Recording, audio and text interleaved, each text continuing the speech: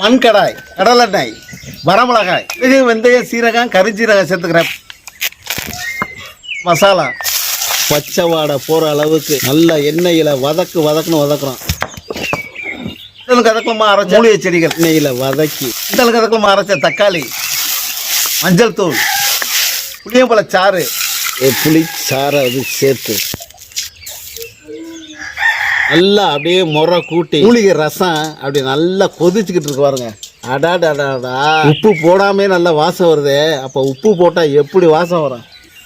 பெருங்காயத்தூள், பெருங்காயத்தை நல்லா அப்படியே கிண்டு நல்லா கிண்டி விட்டு உப்பு, கொத்தமல்லி தலை.